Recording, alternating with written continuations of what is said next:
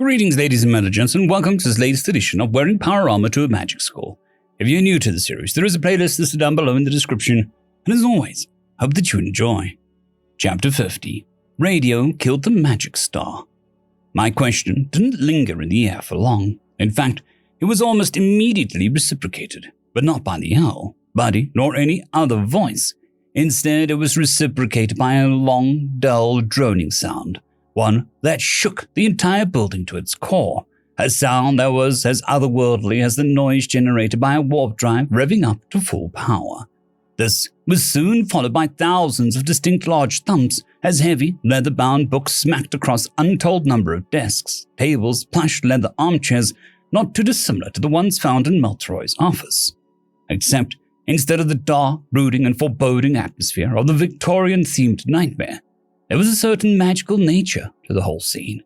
The presence of 1,000 or so foxes looping through untold pages at blistering speeds definitely helped the offset of the otherwise bizarre and ominous nature of it all. Radio, the owl parroted back in exactly the same tone and enunciation I'd used. Radio, the room of foxes responded back in unison, the page flipping, continuing for a solid few minutes before it all inexplicably came to a stop as suddenly as it began. There was a resounding thump of tens of thousands of books closing all at once. The veritable army of foxes would come to meet the owl's questioning gaze, each and every one resolving to pout and shake their heads as soon as their eyes met the owl's. The whole library began producing another long, dull droning, as the foxes that had appeared with books in tow all ran back off into unseen and unknown corners and crevices, completely disappearing from the EVI's sensor feeds. It was now just Buddy and the owl resting atop his head that remained. The owl, in particular, took charge once more. Radio, he repeated. Subject matter classification. Communication, I quickly interjected, taking literally no one except for Buddy completely off guard. The armored fox cocking his head from side to side, his face locked in a perpetual expression of confusion and curiosity. That is what this whole trade boils down to, doesn't it? I asked rhetorically, garnering a tentative nod from the owl in response. An artificial means of augmenting communication, it all in the attempt to address a problem that plagues all civilizations. A problem that becomes all but guaranteed issue for any would-be organized group wishing to maintain any hope of cohesion beyond the sightlines of a town or a village. Because the moment when you set your sights on organizing, controlling, and maintaining people and lands beyond the sightlines of your hall, keep, or castle, is the moment when you realize that they were fundamentally limited by the same thing, our ability to get information from one place to another. For the greater the extent of your claims, and the further you expand your reach, the more difficult this task becomes.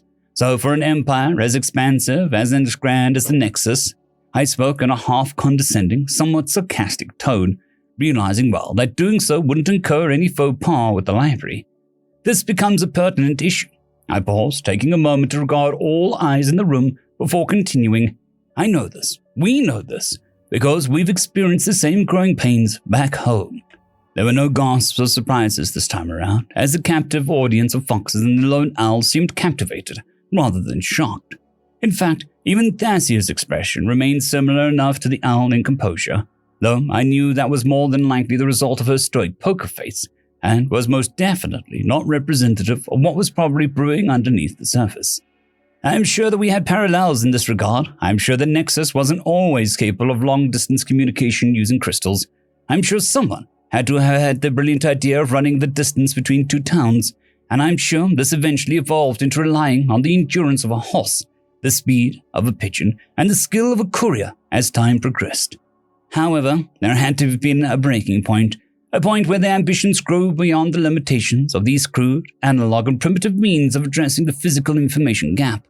A point where these systems become fundamentally inadequate, if you wish, hope, and desire for more. So whilst the Nexus dabbled in solutions to this issue, utilizing magic with their crystals and teleportation spells, we instead branched off into a completely different path, a road less taken. A road not defined or limited by the skills of a mage, but created, maintained, and refined by the sacrifices of generations of scholars and researchers. Because we didn't have the abundance of mana to work with, nor were we born with the innate gift of mana manipulation. Heck, our world doesn't even have any mana to begin with. We were, and still are, a mannerless people with no less of a desire to expand, progress, and push forward our reach as the Nexus clearly did. Our ambitions could not be tempered by the supposed reality of our situation. Our sights were always set upon the next hill. Our hearts were always drawn to the next horizon. Our destiny was always to cross the distance of ocean. Regardless, as if there were oceans of water or oceans of stars, it's not in our nature to sit idly by.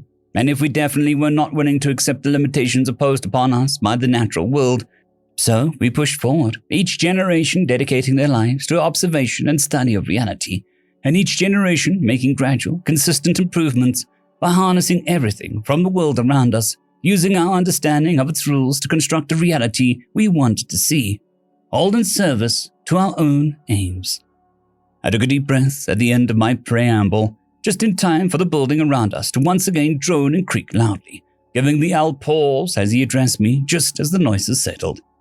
So, in a similar vein to how magic and the magical arts were constructed to observe, understand, and to eventually manipulate the fundamental forces of the universe, so too did Earthrealm do this with another set of fundamental cosmic paradigms.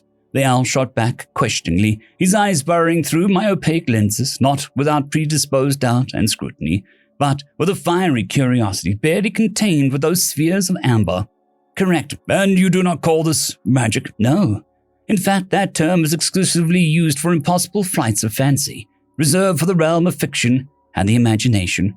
Only now are we seeing that it is, in fact, a very real reality. A reality that we were not able to actualize for reasons that we are now very clear to us. So if not magic, then what? What is the name of your systemic study of the fundamental forces? We call this discipline science, I began, accentuating the last word in particular, and we call the practical application of the principles derived from its scholarly endeavors technology. A long drone punctuated that answer. The owl purposely paused as if to seemingly listen to it. And this is how you discovered to harness the radio? The owl tentatively responded. It is another one of your systems of technology, derived from these roundabout observations founded in your science, he concluded. To which I could only nod in reply. Correct. So in a similar manner, how the Nexus has uncovered the secrets of magic, utilizing their innate gifts, so too have we uncovered the fundamental principles which govern our own reality, using tools and ingenuity to bridge the gap where our physiologies would no longer take us. We discovered that reality can be broken down further than the observable world, and that anything and everything is composed of constituents of imperceptible to the senses, which evolved only to be good enough, imbuing us with as much fidelity that was needed to facilitate our physical survival, and nothing more. Yet, we as sapient beings could never be satiated with just good enough. We discovered proof of a reality beneath the one we see, the building blocks of the world we touch, feel, and interact with on a daily basis. We discovered the microcosms, the constituents of the world on a scale so small that a single grain of sand's basic components can be counted in the quintillions. I took a moment to breathe before slowly and methodically I began shaking my head. That wasn't good enough for us. That just wasn't enough, I continued, my voice carrying with it the bottle of passion of excitement of 5,000 years of unrepentant progress. We were hungry, ravenous, and above all else, furiously curious for more.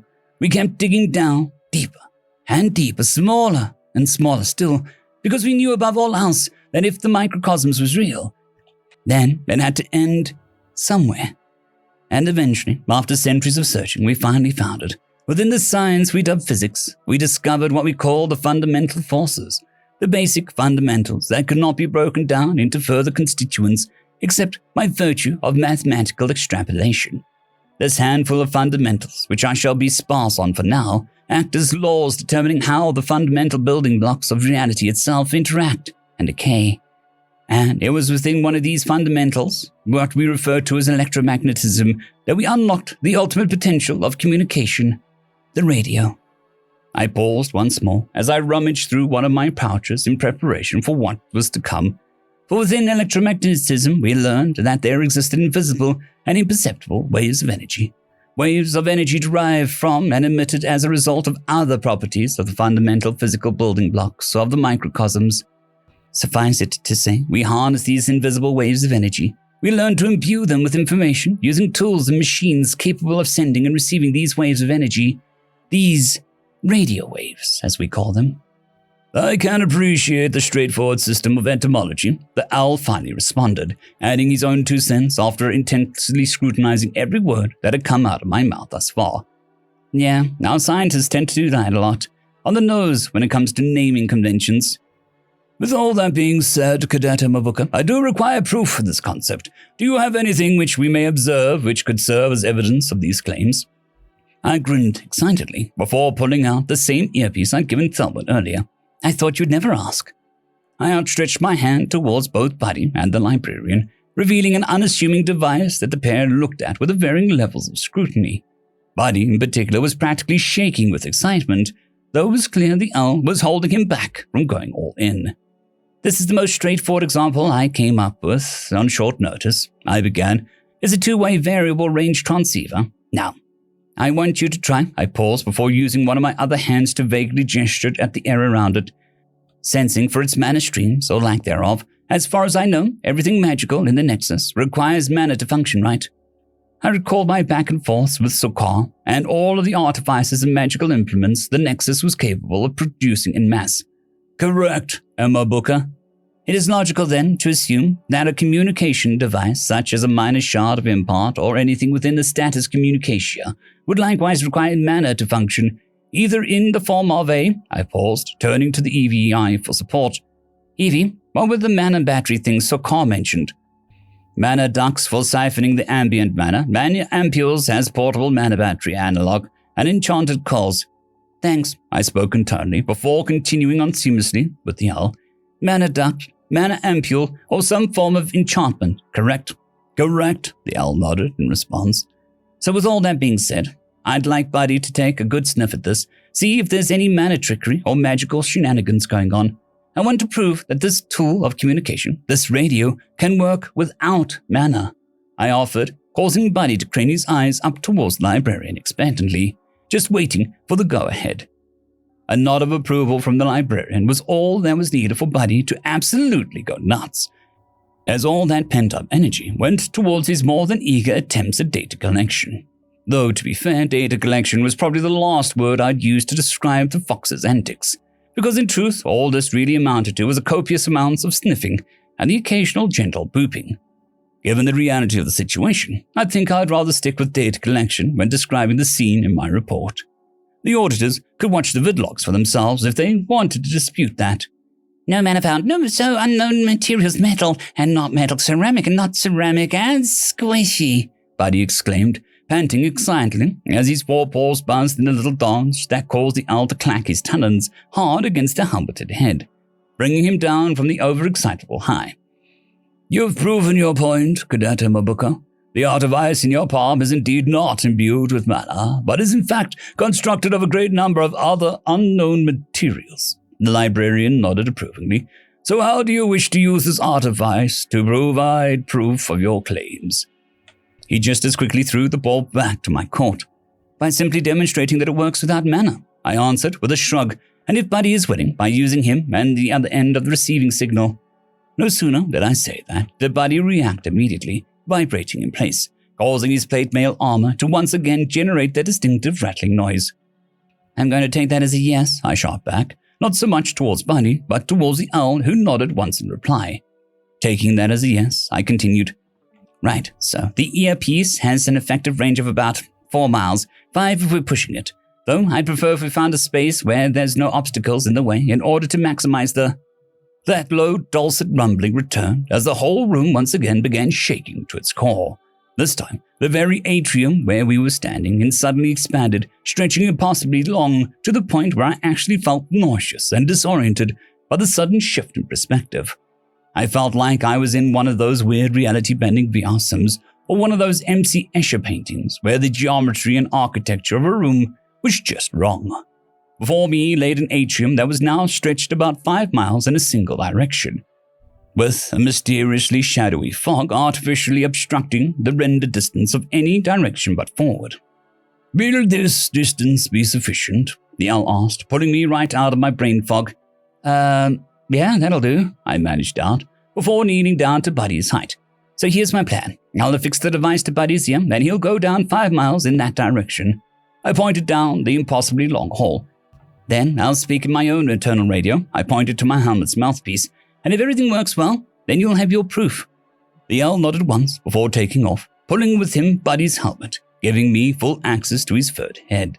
The excitable fox was barely capable of holding still as I began the awkward process of putting the device onto an anatomy it wasn't meant for. However, with a bit of effort and a lot of finagling with the excess silicone straps, it finally fit snugly in place. Taking a step back, I couldn't help but to smile as the little thing looked like he'd just walked straight out of a Spaceball Pine game. All he needed now was a single eyepiece to complete the look. All right, ready? I asked, to which Buddy nodded eagerly before turning to the owl for a final approval. With a nod from the librarian, the little thing zipped to my right, going behind a bunch of bookshelves, before suddenly, and without warning, appearing right down the newly elongated hall. Did he just teleport? That is outside the scope of this discussion, Cadet Emma Booker. Now please proceed with your demonstration. The owl spoke with more than a hint of eagerness. All right, I let out a breath. Here goes nothing. I blinked towards my right, the gesture being enough to activate the secure channel. The stylized image of an earpiece popped onto my HUD, completely green, with full bars. Hello, Buddy. Can you hear me? I spoke as, to my horror and dread, I realized I suddenly blew it again. The first words through a radio in the Nexus, or more accurately in the library, would now forever be recorded as, Hello, Buddy. Buddy, however, almost immediately diffused that train of thought with a series of excitable cackles that came in loud and clear over the airwaves. I can hear my right ear. The voice is coming from the artifice itself. Librarian. Emma was right here. This is a complete novel form of mannerless communication. The rest of Buddy's rambles were a collection of indistinguishable noises that ranged between outright cackles and pure, unadulterated wheezes of excitement. So it would seem, the librarian spoke with a surprised degree of composure, though his eyes betrayed a look of a 20th century entrepreneur having discovered yet another marketable discovery. Now I must clarify a few things, Cadet Emma Booker, for the purposes of category and not so much with weight. All right, I'm all ears. Is this communication limited to a realm? I ask for the sake of a categorical consistency. For you ask for information on the minor shards of impart and the status communicatia, both of which are inter-realm communication methods. As I see it, this radio, whilst impressive, may be lacking in that regard. I couldn't help but to grin underneath my helmet for the final play that I had stored for this eventuality. What do you define as a realm? For the purposes of this exchange, it is one plane of existence bounded by Earth and the sky.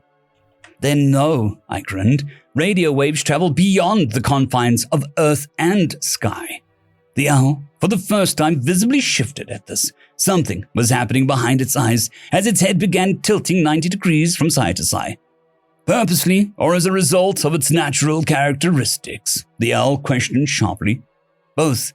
But nowadays, we intentionally beam these waves of energy back and forth, not just within the confines of our sky, but to the bodies beyond its reach. To the bodies beyond the sky that bind you? The owl looked at me once more, eyeing my arms, then Thasia's wings. Yes, for what purpose? Here was my chance. To communicate beyond the confines of what the Nexus might consider a single realm. To communicate with bodies likewise bound by earth and sky, or not sky at all. To communicate with others like me that inhabit the heavens and beyond. In short, to communicate to those beyond my realm. And isn't that what the status commencia is all about? Buddy, at this point, had all but stopped moving. His body went rigid, as it looked as if he was about to fall flat on his side. It was only due to the aid of several more foxes that he remained upright, and was promptly carried over to the ever-growing congregation of foxes that encircled me. And your people inhabiting the heavens? Clarify. How, why, and for what purpose? I'm afraid that is beyond the scope of this exchange, I answered promptly, and without a twinge of hesitation. The owl, instead of seeming offended, hurt, or in any way indignant from that response, merely stared at me with respect, before nodding once. That it is, it spoke, not pressing the matter further. But with all that being said, the owl continued, edging towards the new point, There is one discrepancy that delineates this novel method of communication from status communicatia, and that is your methodology. Relying on the fundamental force of nature, it is still bound by limitations of physical distance, is it not? My heart skipped a beat at that, taken aback by the owl's comprehension and dissection of the concept that he just learned. Any physical force of nature is bound to the limitations of its laws. I observed that there was a noticeable delay between the moment you spoke and the moment your assistant received those words. A slight delay, but still one with grave implications, for it establishes the precedent that these waves of energy, these radio waves, travel at a certain speed, and thus are beholden to the limitations imposed by infinite nature of physical space. This is in contrast to the minor shards of import, which relies on a methodology that does not necessitate the crossing of physical space, thus making two methods of communication fundamentally incompatible. So as novel as your explanation is, I am afraid that the information I can provide will be limited to methods analogous to your own, of which there are many, including tethers, flares, puddle jumping, for instance. So you want the equivalent of means of communication that manages to skirt past the fundamental limitations of physical space's limiting factor? Correct, the owl clarified, leading to a silence that even seemed to believe it could not be filled. We have that too. The room audibly buckled at that, as more beady eyes emerged from the shadows, each and every one transfixed on my vocoder. The whole world seemed to stop, as even the owl's beak remained slightly ajar, his feathers even puffing up a bit before receding. Explain, the owl urged. In our race to expand across the heavens, we came across the issue which you speak of. The fundamental limitations, relying on a mythology inherently bound to the rules of the physical space it must physically bridge. This was unacceptable to our government, especially given our governing laws and the welfare and the state of the citizenry. Their state must be capable of reaching, responding, and reliably administrating its reach within its own borders without fail.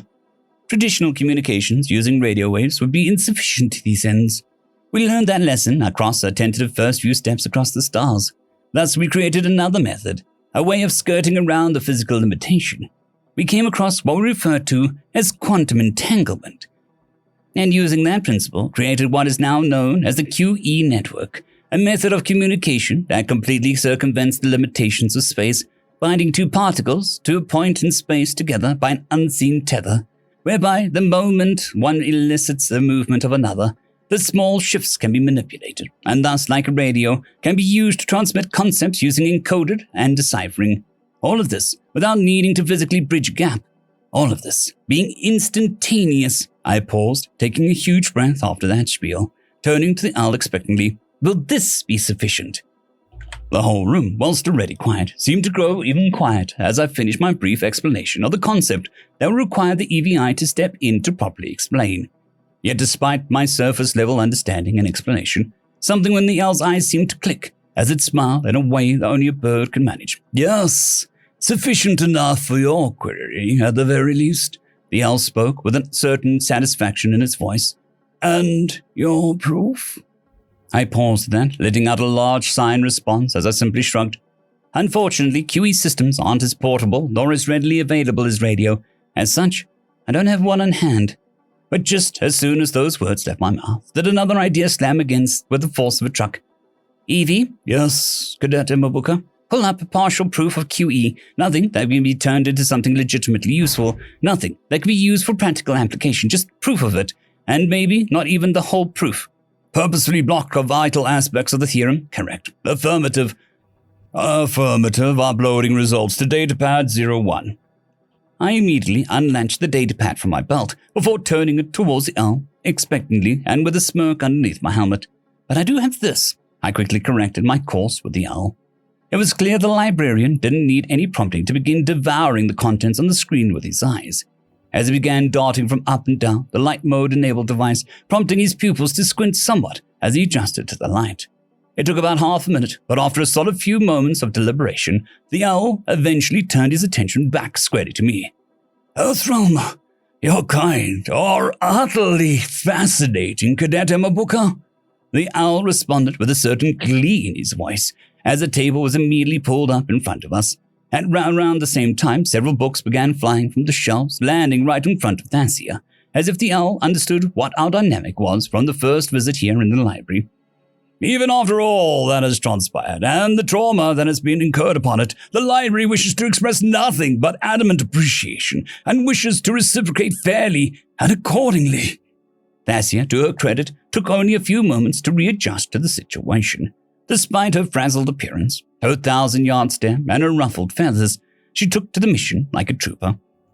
Her hands began flipping through available pages, but reeled back as a few suddenly were drained of ink just as her hands grazed them.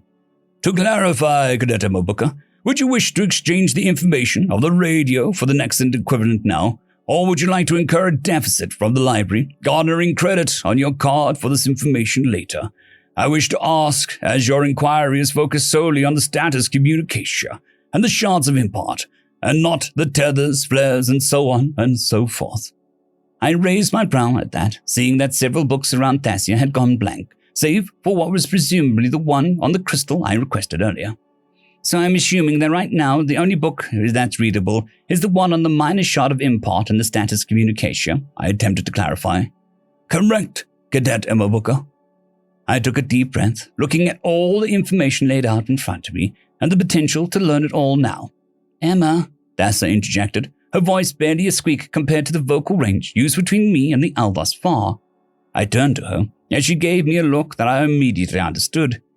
These other topics are known to me, and thus we may discuss this later. And that's why you always bring an expert to haggle with the locals. I'll hold off that for now, thanks, I shot back with a smile towards the owl, but not before giving Thasia an appreciative nod. Very well. The owl nodded, as several books were pulled back for now, leaving just what we were after. Thasia didn't need much prompting as she began diving deep into the books in front of her, starting with one that opened to a page that displayed a prominent diagram of what I immediately recognized as a shard of impart. The Avenor went to town on reading it immediately, her eyes darting across the page as I noticed that the fox crowd had slowly begun pulling back into the shadows from whence they came, all save for the one near catatonic fox, who immediately booted back to life as soon as I touched him. Without much prompting, Buddy leapt up into my arms, draping across my shoulders as I made my way towards the armchair immediately next to Thasia. Letting out a long, tired sigh, I took a moment to shut my brain off, enjoying the silence of the library, occasionally interrupted by the flipping of pages and the squirming of a fox who had now made my lap his home. 20 minutes passed as Thasia's gaze remained transfixed on the first book, flipping back and forth between several pages, as if to cross-reference what she'd just read. Emma, she finally spoke, her eyes staring right at me as she pointed at a diagram of a crystal, before flipping the page to reveal an image of a familiar crystalline dragon. End of chapter.